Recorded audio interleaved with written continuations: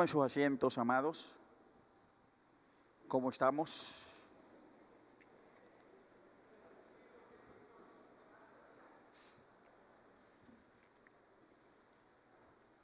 Gloria a Dios.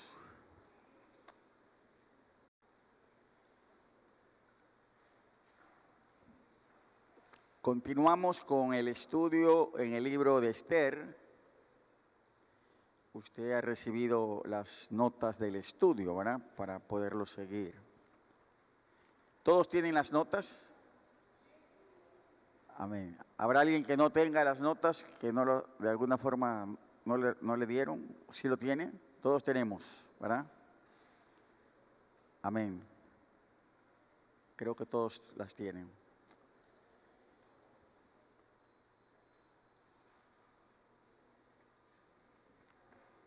El lenguaje del éxito. El lenguaje del éxito. Indudablemente que relacionado con el éxito está el lenguaje, la forma de comunicar. Decía quien fuera 5 veces presidente del Ecuador, el doctor Velasco Ibarra. Él tenía una frase que decía: deme en un balcón y llegaré a la presidencia. Y él comunicaba eso de que lo único que necesitaba era ser oído, comunicarse con el pueblo. El lenguaje del éxito.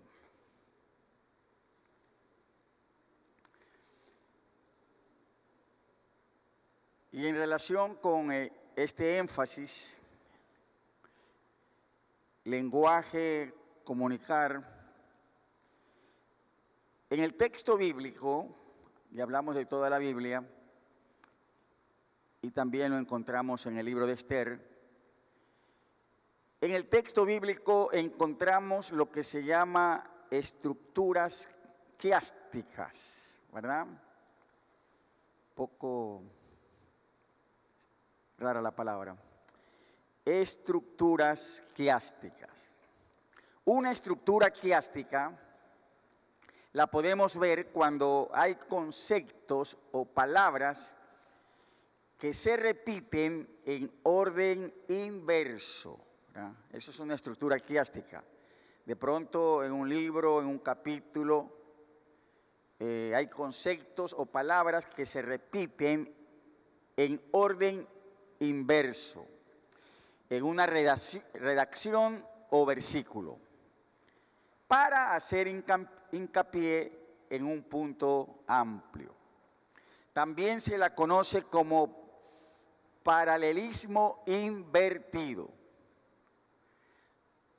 La estructura quiástica también se la conoce como paralelismo invertido. Y hay un ejemplo secular, aunque vamos a ver ejemplos bíblicos en el propio texto. Por ejemplo, ahí hay una estructura quiástica en esa frase, en las notas. Come para vivir, no vivas para comer. ¿Sí ve? Cómo se invierte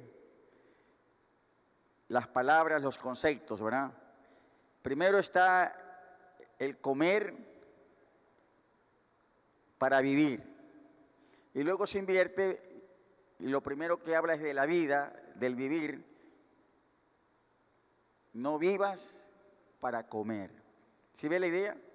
De una redacción que se invierte para hacer hincapié en un punto amplio. Otros ejemplos de estructuras quiásticas los tenemos en el libro de Proverbios, ¿verdad? Hay muchos allí, miremos unos, por ejemplo, en Proverbios 1:25. Ahí se puede ver el mismo concepto, ¿verdad? Repetición inversa en una redacción. Sino que desechasteis todo consejo mío, ¿verdad? Luego está el paralelismo invertido. Y mi reprensión no quisiste, ¿no? Desechas el consejo y luego pone el consejo o la reprensión primero para decir no lo quisiste. ¿Sí ve el orden invertido? Sí lo podemos ver, ¿verdad? En el capítulo 2 de Proverbios, el verso 4, dice, si como a la plata la buscares, y luego invierte, y la escudriñares como a tesoros, ¿verdad? Entonces, el concepto buscar es el que está invertido allí. En la primera declaración está al final y en el siguiente paralelo empieza el sinónimo invirtiéndolo. Si como la plata la buscares, y entonces luego se antepone en la siguiente declaración el buscar o escudriñar primero. Otro ejemplo en el 2:11. Dice, la discreción, diga la discreción te guardará. Y luego se invierte, ¿no?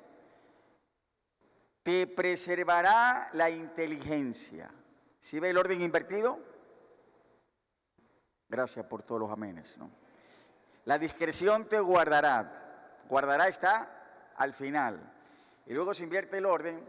Guardar o preservar va primero. Te preservará la inteligencia. 2:15, hay otro ejemplo, para que lo vayamos viendo un poquito más claro, ¿no? Cuyas veredas son torcidas, ¿eh? Y luego se invierte, torcidos, que en la primera declaración está al final, en la siguiente declaración lo pone primero. Y torcidos sus caminos, estructuras quiásticas, ¿no?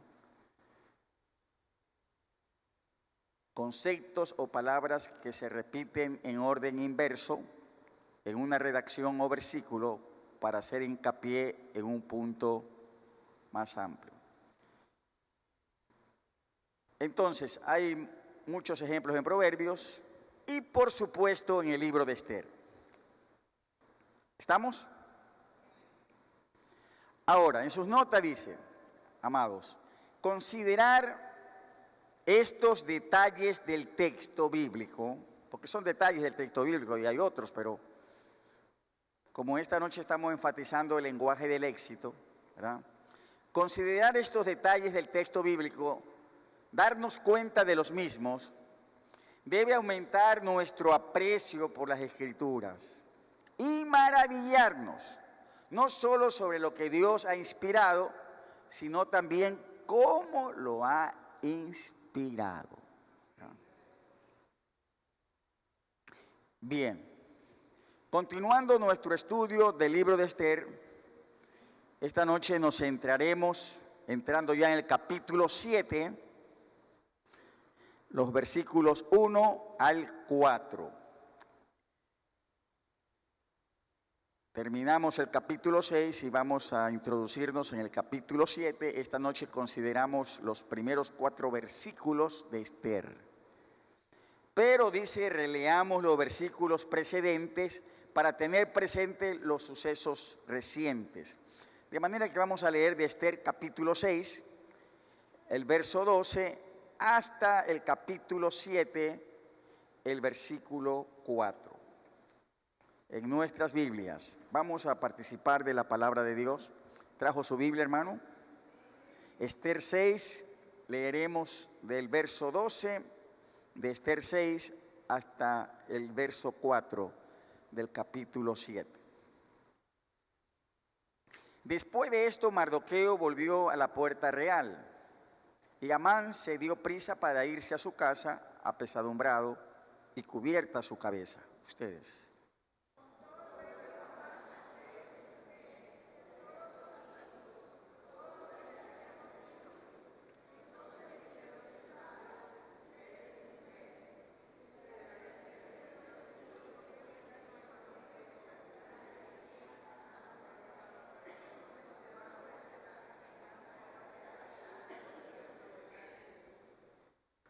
Aún estaban ellos hablando con él cuando los eunucos del rey llegaron apresurados para llevar a Amán al banquete que Ester había dispuesto.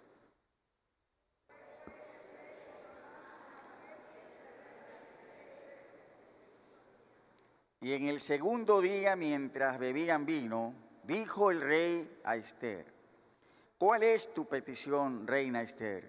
Y te será concedida. ¿Cuál es tu demanda? Aunque sea la mitad del reino, te será otorgada.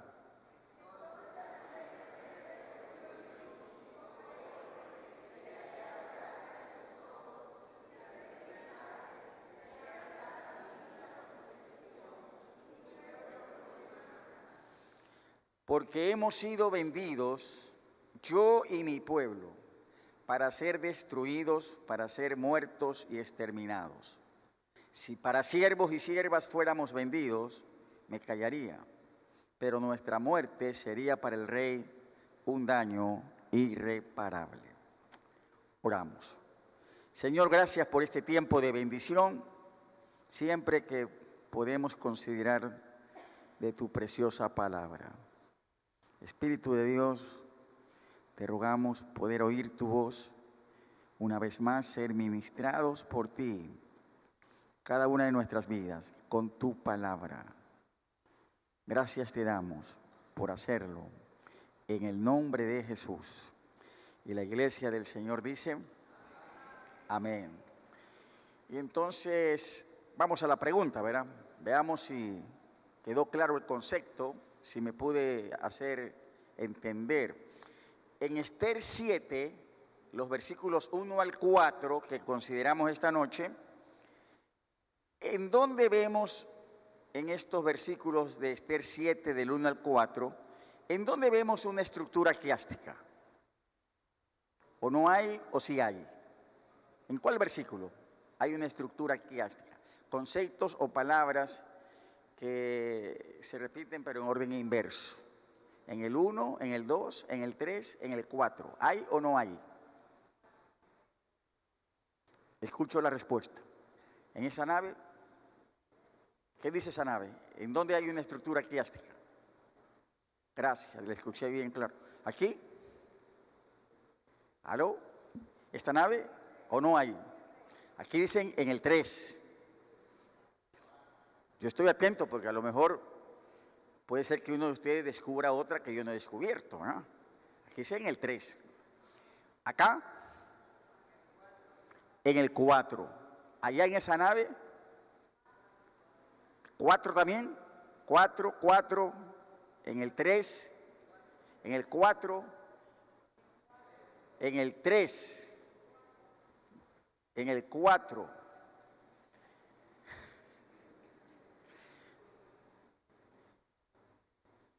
En el 3,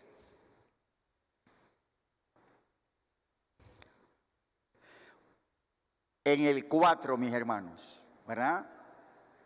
¿Y cuál es la estructura acuática que está en el 4? En la redacción. Ese orden que se invierte, ¿verdad? Conceptos o palabras, ¿no? Note. Usted que dijo, a ver, ¿dónde está la estructura? Porque dijo en el 4, ¿no? La frase primera que inicia para luego irse al final, ¿verdad? Es el orden que se invierte. Verso 4 dice, hemos sido vendidos. ¿Sí ven? Dice, hemos sido vendidos, yo y mi pueblo, para. Ahí está la declaración. Y luego más adelante dice, ¿sí ve cómo se invierte? Si para siervos y siervas fuéramos vendidos. Entonces el concepto, las palabras hemos vendido, en la primera declaración va al inicio, pero luego termina al cierre. ¿Sí lo vio? Hemos sido vendidos, yo y mi pueblo. Y luego se invierte. Si para siervos y siervas fuéramos vendidos, ¿no? Entonces, les felicito a todos los que dijeron 4, ¿verdad? Y a todos los que participaron, porque otros dijeron 3, Voy a considerar en mi casa el 3 más detenidamente, a ver si hay allí una estructura quiástica, ¿verdad? Bien, 7 del 1 al 4, en atención a estos versículos, hermanos, que consideramos esta noche, dice: ¿en qué tiempo del banquete estaba el rey Amán y la reina Ester? Bueno, ¿en qué tiempo del banquete estaban el rey Amán y la reina Ester cuando tuvo lugar la conversación que vamos a considerar, ¿verdad? En estos 4 versículos. ¿En qué tiempo era? Hay 3 opciones: del vino, del postre, de los aperitivos. Estaban en el tiempo del vino. Así dice, ¿no? En el segundo día, dice el versículo 2, mientras bebían vino, estaban en el tiempo del vino. El tiempo del vino era el momento último de la abundante comida persa, ¿no? O sea que ya habían comido bastante y ahora pues ya después de las comidas, ahora estaban en el tiempo del vino, en el momento último. Imagínese la ansiedad, diga la ansiedad, dando vueltas en el estómago de Ester. Por fin Jerjes hizo la pregunta, ofreciendo el mismo gesto retórico de: aunque sea la mitad del reino, te será otorgada. Entonces le está preguntando el rey a la reina: ¿cuál es tu petición? Y volviéndole a ofrecer: aunque sea la mitad del reino, te será otorgada. Ahora dice, si estos capítulos fueran una película, para este momento ya habríamos arrojado las palomitas a la pantalla y habríamos gritado: díselo, díselo. ¿Ha visto usted una de esas películas en las que la crisis se podía haber evitado mediante la verdad, pero el personaje, sea cual fuera la razón, se resistía a decirla? Cuando la pregunta al fin llegó, Ester no soltó, es la palabra ahí. Cuando la pregunta al fin llegó, ¿verdad? ¿Cuál es tu demanda? ¿Cuál es tu petición de parte del rey? Cuando la pregunta al fin llegó, Ester no soltó la respuesta, sino que la fue expresando con mucho tacto. Poco a poco, ¿verdad? ¿Estamos? Ester no soltó la respuesta de uno, sino que la fue expresando con mucho tacto. A primera vista, su introducción ceremoniosa: oh rey, en el versículo 3, si he hallado gracia en tus ojos, se parece mucho a la que ella usó en el banquete la tarde anterior. En el capítulo 5, versículo 8, ahí está otra frase muy parecida: si he hallado gracia ante los ojos del rey. Entonces, la expresión de Ester, ceremoniosa, oh rey, si he hallado gracia en tus ojos, que está en el versículo 3 de este capítulo 7, se parece mucho a la que ella usó en el banquete de la tarde anterior, pero hizo un ligero cambio. Es la palabra, ¿no? Hizo un ligero cambio, un cambio muy, muy pequeño, ligero, ligero. Hizo un ligero cambio, es la palabra. ¿La notó? Hizo un ligero cambio que marcó una gran diferencia. Esta vez no se dirigió al rey usando una distante tercera persona.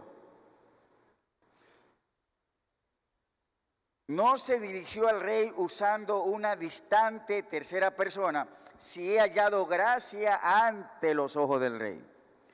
Le habló directamente en un tono mucho más íntimo: si he hallado gracia en tus ojos. Ya no hay tercera persona aquí, aquí hay segunda persona, hay un tú allí más íntimo, más allegado, ¿verdad? Le habló directamente en un tono mucho más íntimo. Sí he hallado gracia, en tus ojos, ¿verdad? ¿Sí ve la diferencia? Por lo general, cuando podemos percibir también algo de eso nosotros, ¿no? Cuando estamos tratando con alguien que no tenemos mayor relación o se está conociendo a la persona, ¿verdad? Entonces yo creo que a nadie se le ocurriría tratarlo de tú, sino de usted, ¿verdad? Y a veces ha pasado en la forma de comunicar que algunos dicen, bueno, ¿y tú por qué me tuteas? Esther usó un lenguaje mucho más íntimo, si he hallado gracia en tus ojos. Dice, tal vez en nuestra cultura de falta de modestia, de decir lo que se nos ocurra, nosotros no apreciemos la diferencia en toda su extensión, pero en las sociedades antiguas eso significaba mucho. Esther jugó la carta de la esposa, ¿no? La carta de la esposa. Esther jugó la carta de la esposa. Claro, una esposa, ¿cómo le dice al esposo? ¿Le dice usted o tú? ¿Ah? A veces le dice usted, a veces le dice tú, ¿no? Pero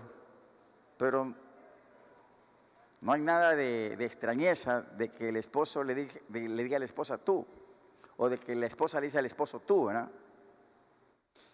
Esther jugó la carta de la esposa y lo hizo con sabiduría. Después de todo, ella estaba a punto de decirle algo acerca de su esposa que a él podría parecerle muy desconcertante. Con cuidado y una apreciación correcta por su situación, llene los espacios en blanco del versículo 4.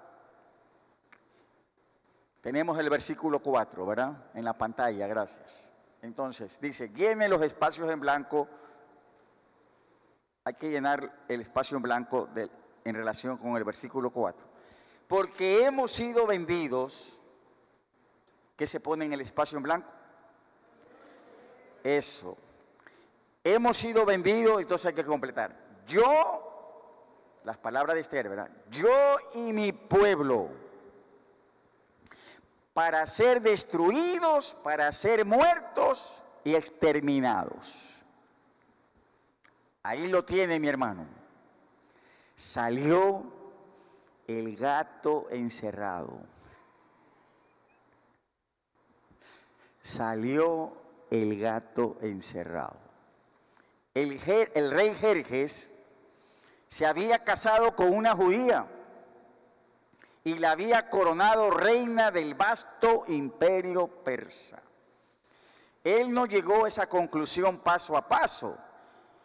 Ella le soltó la verdad como un cohete.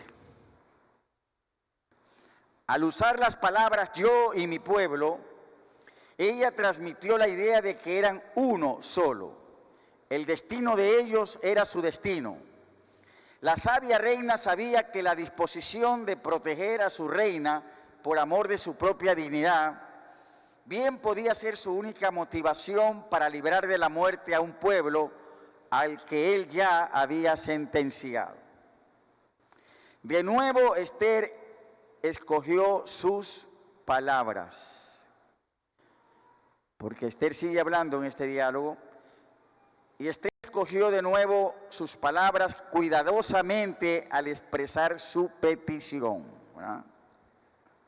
Tremendo. Entonces, ¿qué le está diciendo ya Esther al rey? Yo y mi pueblo. Le está dando a conocer pues que ella es judía. Esther escogió sus palabras cuidadosamente al expresar su petición. Leamos Esther 3:13, ¿verdad? retrocediendo un poquito por la relación, Esther 3:13, ¿verdad?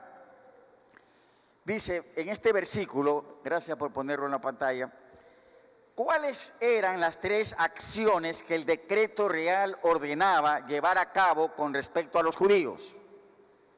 Jóvenes o ancianos, mujeres o niños pequeños. ¿Cuáles eran las 3 acciones? Destruir, matar y exterminar. Ahora, en el capítulo 7, el verso 4, Esther usó otra forma de esas mismas 3 palabras. Escríbalas. En Esther 7:4, Esther usó las mismas palabras, pero en otras formas, ¿verdad? ¿Cuáles fueron? Destruidos. Yo y mi pueblo hemos sido vendidos para ser destruidos, muertos y exterminados. Son las mismas palabras, pero en una forma diferente, ¿verdad?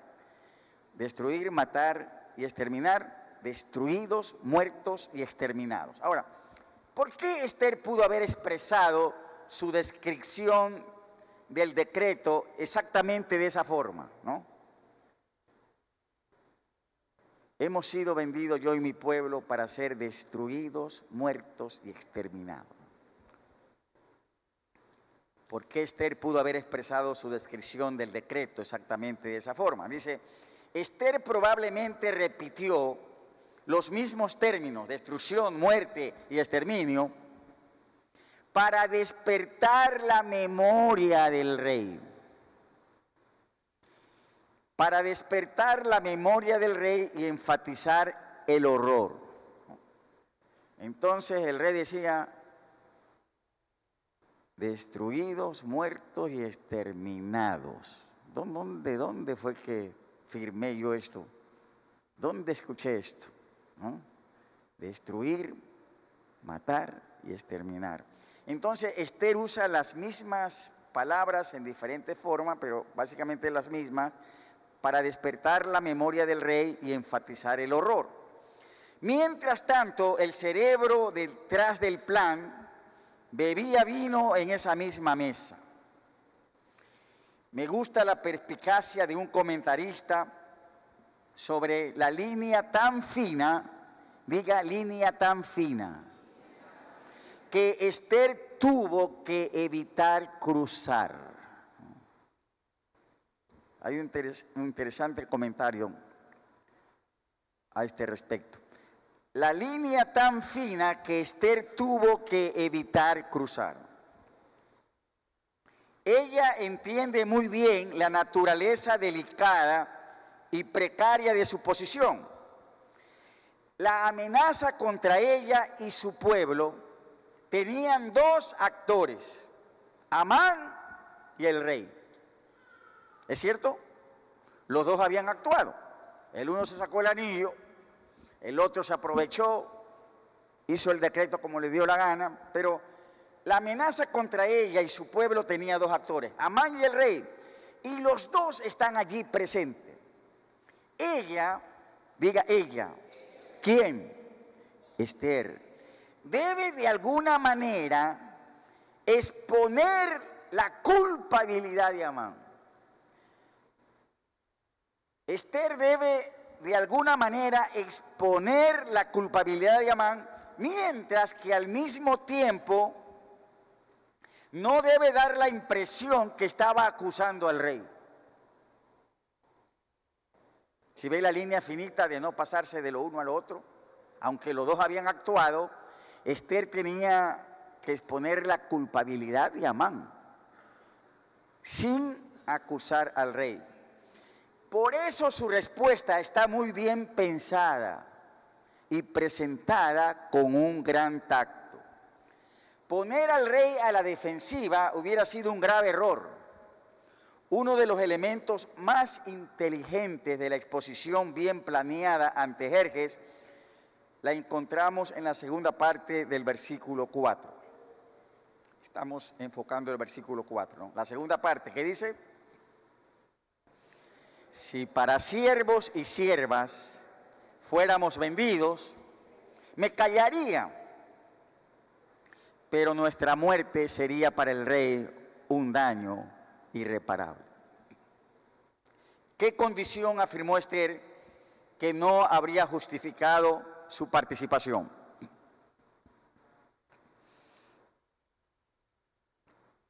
¿Cuál es la respuesta? ¿Qué condición afirmó Esther que no habría justificado su participación?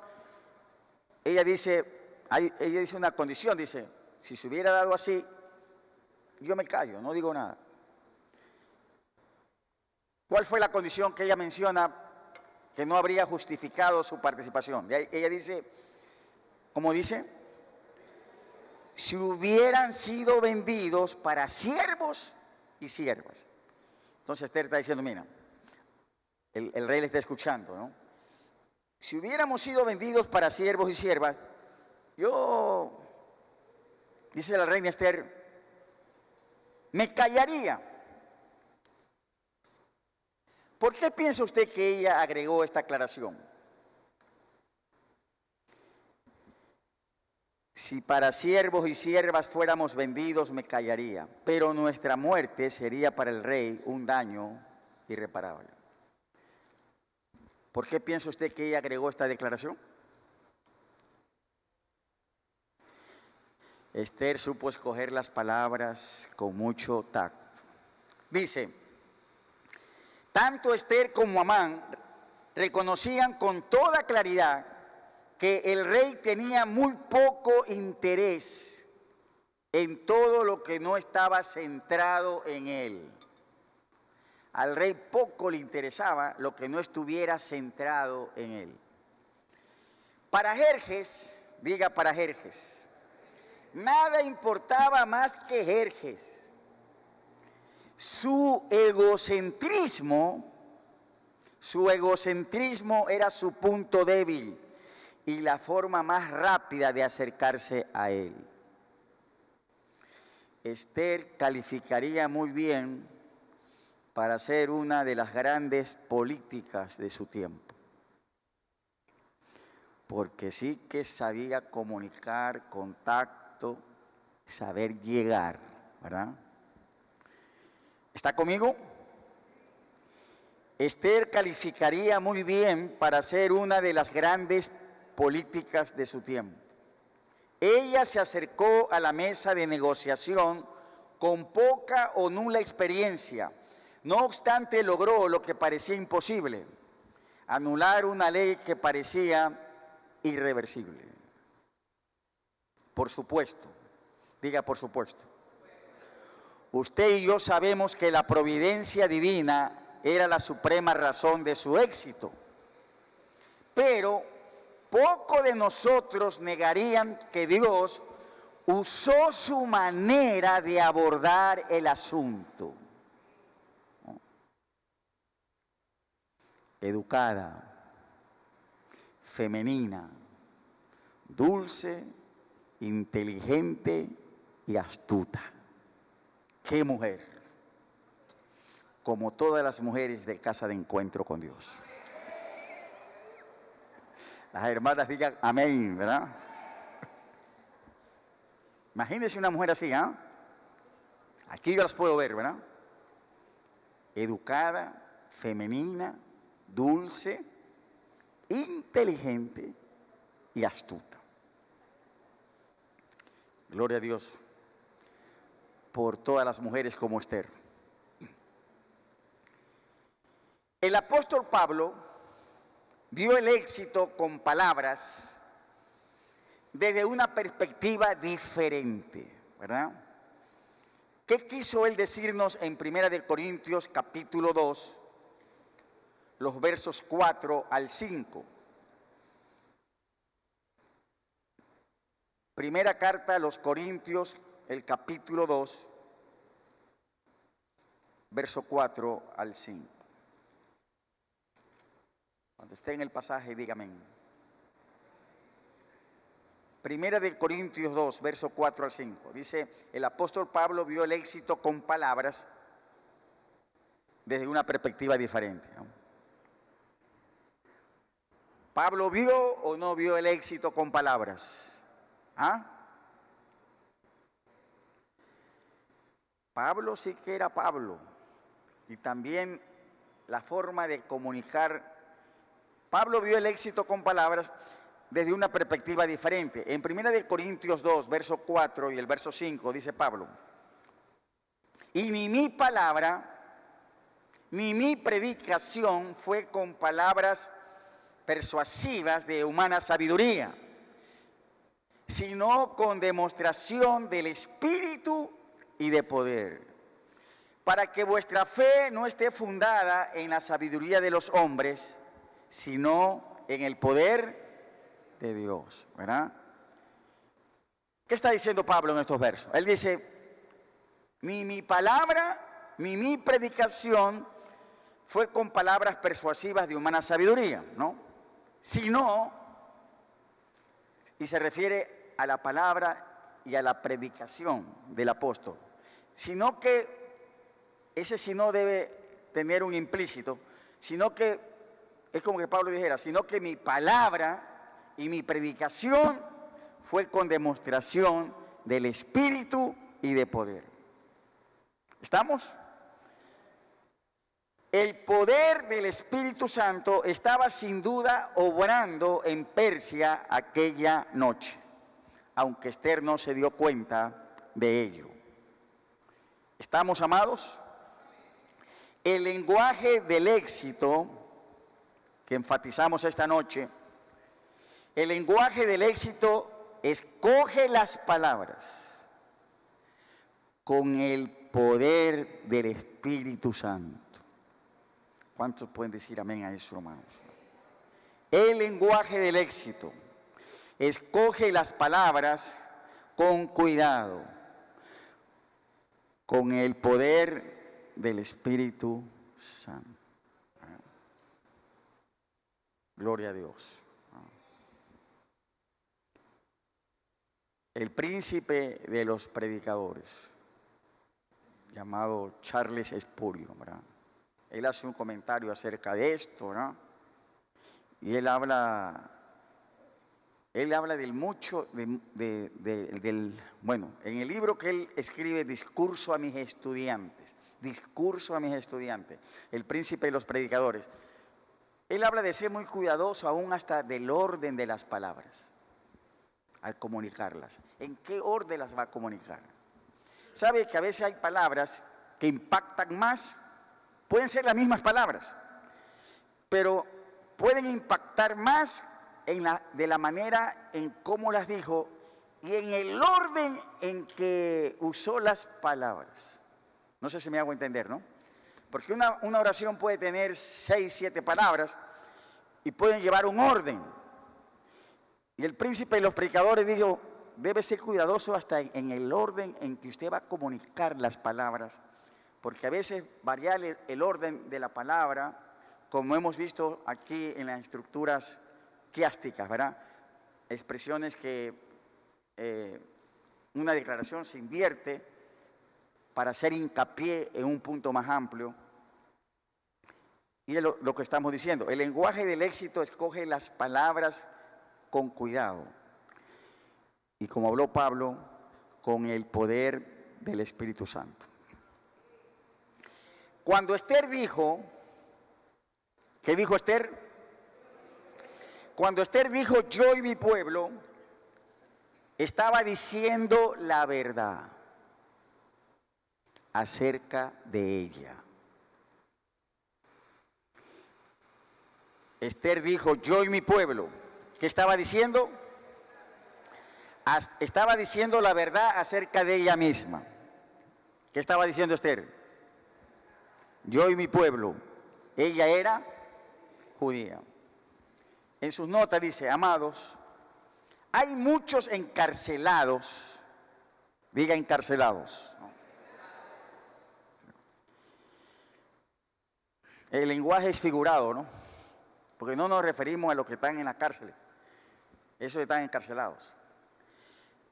Pero hablamos de gente que no está en una cárcel, pero es como que si estuvieran encarcelados, limitados.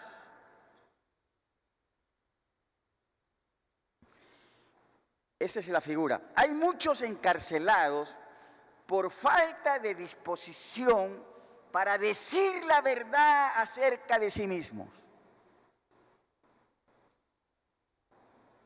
Falta la disposición para ser sinceros, ¿no? Y entonces ahí están como encarcelados, sin decir la verdad acerca de sí mismo. Falta la disposición para ser sinceros, auténticos. Pregunta, ¿por qué no podemos ser sinceros?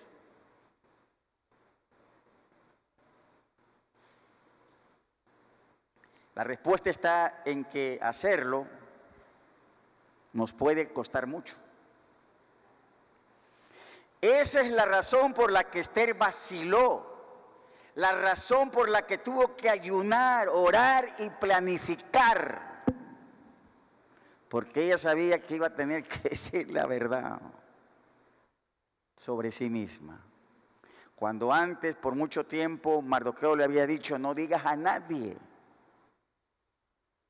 al pueblo que tú perteneces. Pero ahora, cuando ya le tocaba interceder, ella sabía que iba a tener que decir la verdad acerca de sí mismo. Por eso Esther tuvo que ayunar, orar y planificar. Para que muchos pudieran ser liberados, ella tenía que decir la verdad sobre sí misma. Y eso podía ser mortal.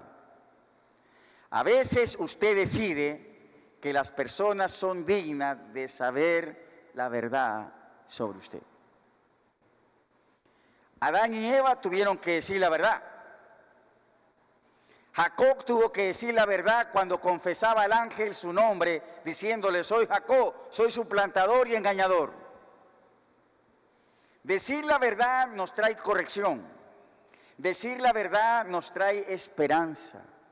Decir la verdad encuentra misericordia. Decir la verdad quita todo obstáculo para conectarnos con Dios, pues Él es la verdad. Decir la verdad abre la puerta para la bendición divina y podemos ser instrumentos como Esther para la liberación de muchos, como está escrito, porque nada podemos contra la verdad, sino por la verdad. La verdad siempre, la verdad para la gloria de Dios. Amén. Oramos. Gracias, Dios, te damos por la sabiduría de tu palabra.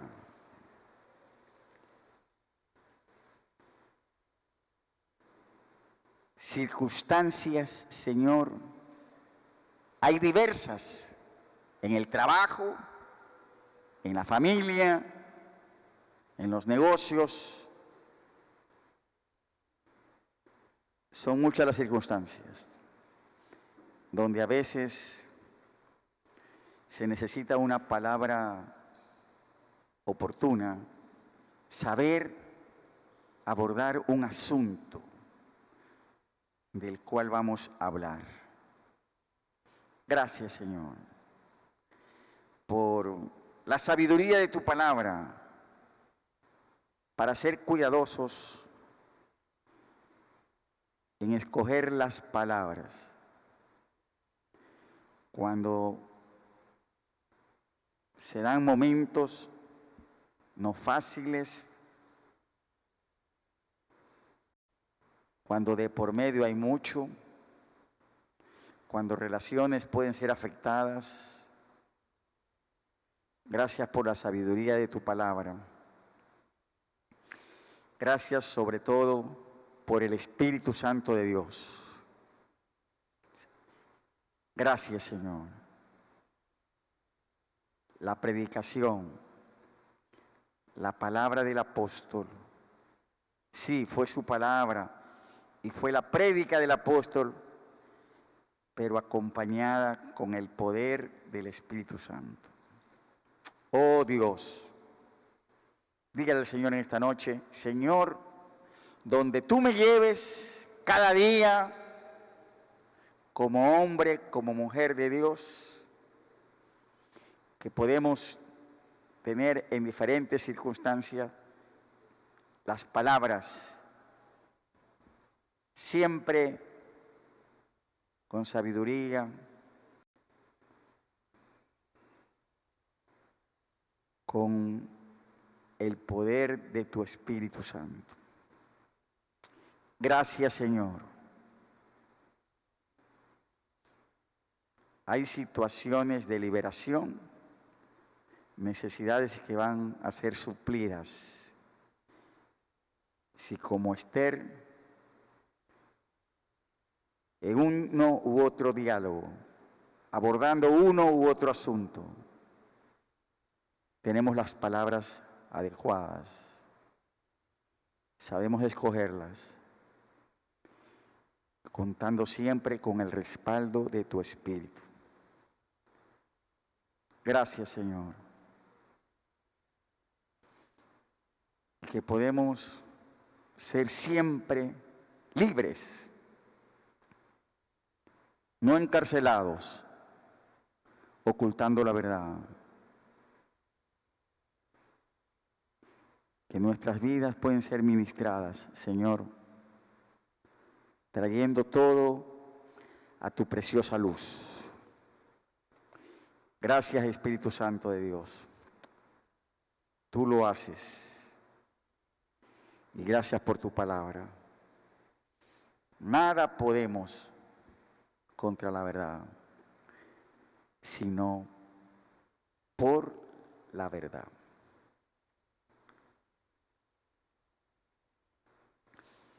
Te agradecemos también, Señor, esta noche, este tiempo una vez más de bendición cuando damos a ti una ofrenda o un diezmo que lo hemos apartado.